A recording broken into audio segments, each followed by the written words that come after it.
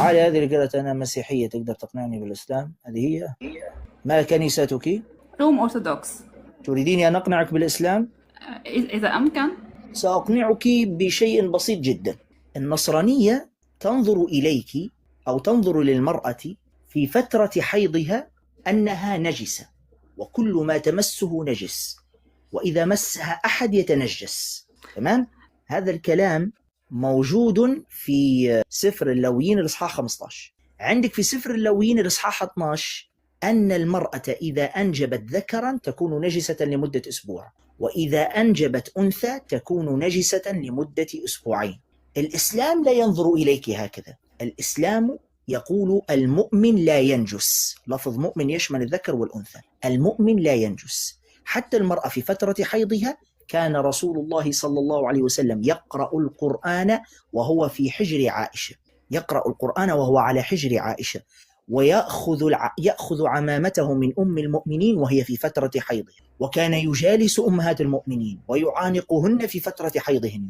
بينما أنت في فترة حيضك ينظر إليك هذا الكتاب اللي هو كتاب النصارى، ينظر إليك على أنك نجسة، وعلى أنك أنت سبب الخطيئة، وعلى أنك أنت من أغويت آدم.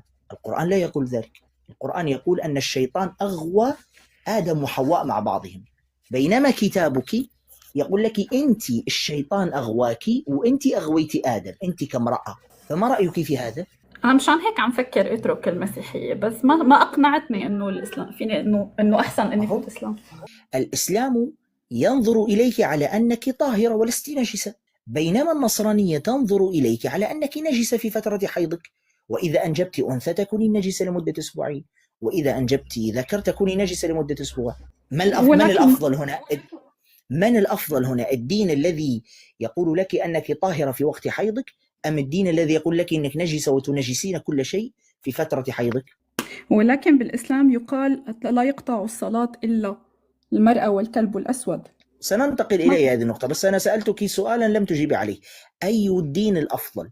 الذي يقول أنك نجسة في فترة حيضك، أو الذي يقول لك أنك طاهرة في وقت حيضك؟ في هذه النقطة الواضح أنه الإسلام. ممتاز. بالنسبة لما سألت عنه، أنت ماذا فهمت من الحديث الذي يقول يقطع الصلاة الكلب الأسود والحمار والمرأة؟ ماذا فهمت من هذا الحديث؟ ماذا علي أن أفهم؟ أنت هذا مطلوب منك. أنت ماذا فهمت من الحديث؟ قولي لي، هل فهمت تشبيها يعني؟ لا، لأن تشبيها بين مين ومين؟ بين الكلب يعني والمرأة. أنت فهمتي أن الحديث يشبه المرأة بالكلب الأسود والحمار؟ فهمتي هكذا؟ لا طبعا لا، ولكن طيب كما يقطع الصلاة، يعني لماذا المرأة تقطع الصلاة كما يقطعها الكلب الأسود؟ طيب تمام. أسألك سؤالا.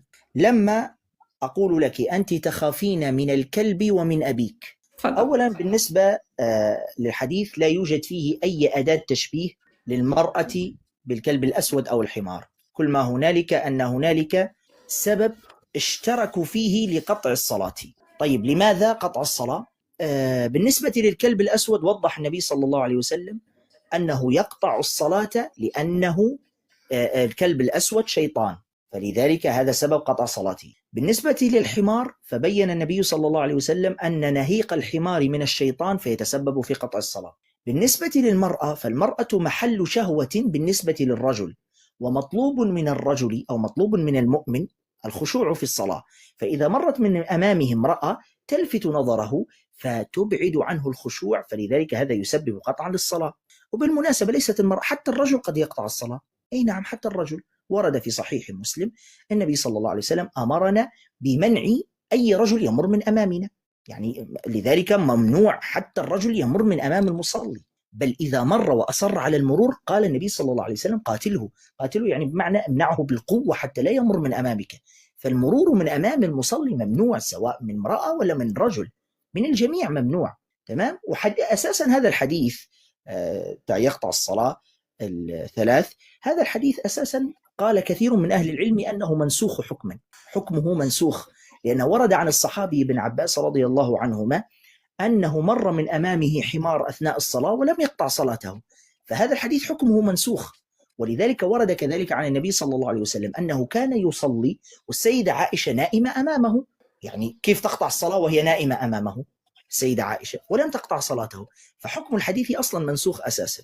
تمام. لكن أنت هل ترضين أن يشبهك كتابك بالخنزير؟ ترضين بذلك؟ لا، لذلك تركت الدين كل الأديان. لا أرى أي سبب يجعلني أبقى به. طيب شوفي سفر الأمثال 11:22 ماذا يقول؟ رجاء لا تجيب لي لأنه أم أوريدي. أو في سفر الأمثال 11:22 النص يقول: خزامة ذهب في فنطيسة، خنزيرة المرأة الجميلة العديمة العقل. هذا نص في كتاب النصارى. طيب بالنسبة للإسلام لا يوجد دين كرم المرأة إلا الإسلام. الرسول صلى الله عليه وسلم يقول: النساء شقائق الرجال. افتح الصوت واسمعيني. يقول النبي صلى الله عليه وسلم: النساء شقائق الرجال. قال صلى الله عليه وسلم: استوصوا بالنساء خيرا. قال صلى الله عليه وسلم: ما أكرمهن إلا كريم وما أهناهن إلا لئيم. قال صلى الله عليه وسلم عن البنات: المؤنسات الغاليات.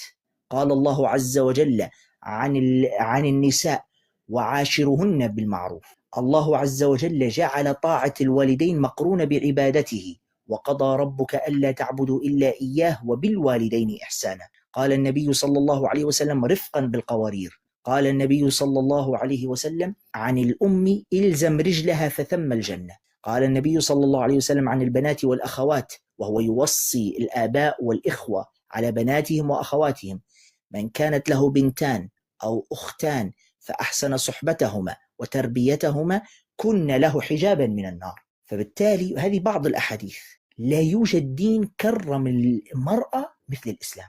أتحدى أن تعطيني أي دين أو حضارة على وجه الأرض كرمت المرأة كالإسلام، أعطاها حقها في الإرادة. ولكن هذا ليس حال المسلمات، حالنا جميعا. لا هذا هو، اطمئني، هذا هو حال المسلمات، والمسلمات في أفضل حال، وإن كان في حالات شاذة هذا لا يمثل الإسلام. الإسلام هو الكتاب والسنة. الإسلام هو الكتاب والسنة، والكتاب والسنة كلاهما أمرا باحترام الزوجة، باحترام الأم. يكفي النبي صلى الله عليه وسلم يقول: أمك ثم أمك ثم أمك. هاتي دين على وجه الأرض، هاتي حضارة على وجه الأرض. قالت: أمك ثم أمك ثم أمك. قدمت الأم 3 مرات على الأب. أتحدى تعطيني دين أو حضارة على وجه الأرض قالت: أمك ثم أمك ثم أمك.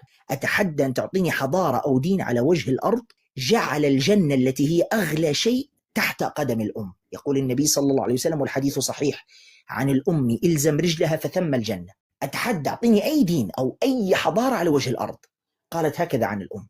الإسلام يقول: أنت كزوج، أنت كرجل، اخرج واعمل وكد واتعب وتعرق لتجلب الرزق لزوجتك وتوفر لها المسكن والمأكل والمشرب والملبس وهي تعيش أميرة في بيتها. أيوجد تكريم أكبر من ذلك؟ يوجد بلاد الغرب التي لا تحوي أي دين نساءها عايشين بحق. واضح. ملفات بستين واضحة بصراحة. ملفات بستين فضحتكم. بلاد الغرب ما شاء الله مخلي النساء في جزيرة بستين يؤدن واجبهن على أكمل وجه، على أكمل وجه ما شاء الله تبارك الله. أنتم ما زلتوا لكم عين تتكلمون بعد ملفات بستين وجزيرة بستين، ما زلتوا تتكلمون عن المرأة في الغرب. تعرفي أنت، أنا أسألك الآن، تعرفي أنت سنويا في أمريكا وحدها كم جنين يقتل في السنة؟ كم جنين يقتل في السنة نتيجة أن المرأة صارت رخيصة في الغرب ويزنى بها وتحمل وتنجب ويقتل هذا الجنين؟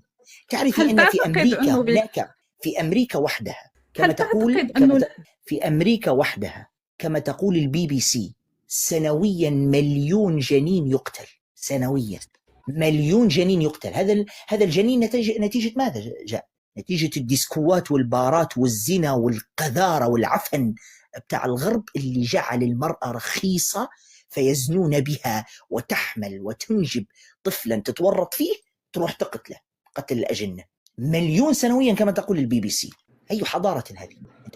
الغرب اليوم وصل في الحيوانة، حتى الحيوانات نفسها تستحي أن تصل إلى هذا المستوى الحيواني. اليوم في الغرب المرأة ليس من حقها. اليوم في الغرب المرأة يعني حتى الزواج ليس من حقها. ممكن تقضي فترة مع البوي فريند بتاعها، تقضي فترة ثم بعد ذلك يأخذها لحما ويرميها عظما. ماذا؟ أبدا، أنت مخطئ أبدا.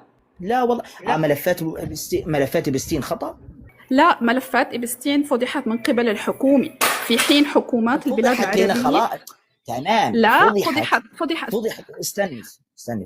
فضحت لأن خلاص ما عاد في شيء، خلاص لا تستطيعون تغطية الشمس بالغربال، خلاص صار الأمر مفضوح أصلا، صار الأمر يعني مفضوح. عقبال عندكم كم لي كبسي تحت، يلا امشي، قال لك عقبال عندكم.